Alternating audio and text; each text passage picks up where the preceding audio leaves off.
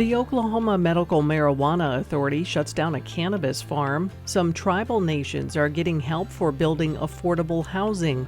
And details on a camp in Tulsa that focused on culture and history. This is the KGOU PM News Brief for Friday, August 2nd. I'm Deborah Ashar.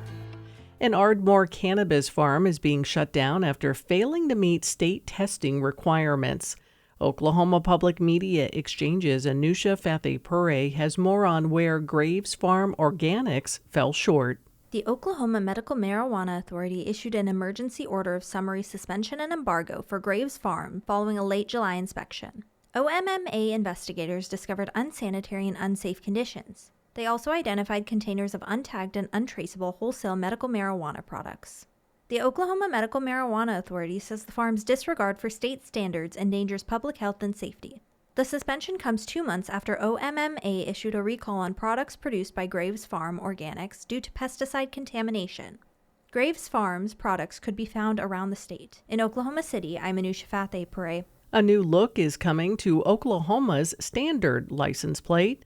Oklahoma Public Media Exchange's Grayson Wheeler has details on what the state has dubbed the iconic Oklahoma plate. The new design is similar to an existing specialty plate that showcases Oklahoma's original state flag, the number 46 within a white star on a red field. Below that is the state brand tagline, "Imagine That." The design also features some iconography of Oklahoma's notable fauna and industries in blue along the bottom border.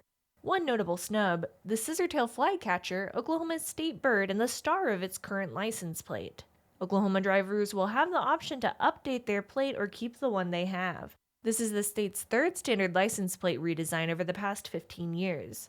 Before that, Oklahoma kept the same plate featuring an Osage shield with only minor tweaks for 3 decades. I'm Grayson Wheeler. 4 Oklahoma tribal nations are getting millions of federal dollars to narrow a gap in native housing.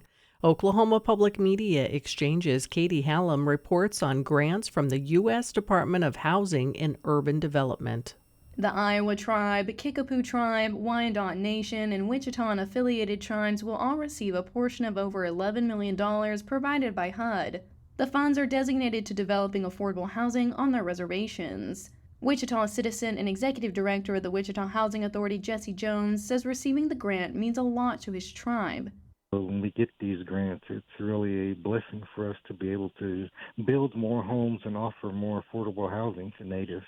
In a press release, HUD officials tout their commitment to working alongside these tribes to develop homes for those who need it the most.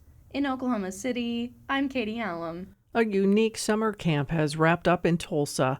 Oklahoma Public Media Exchange's Ben Abrams reports children in the historic Greenwood neighborhood were part of a trial run on new Black history curriculum. All righty, so they learned a whole lot. Enjoy the program.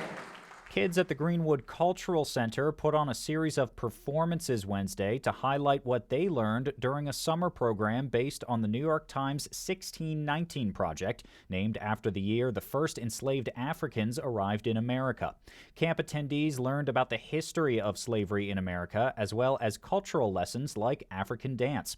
Timothy Butler is a grant writer and one of the program's coordinators. He says this curriculum is especially important in Oklahoma, where education about race and history has been restricted by state law.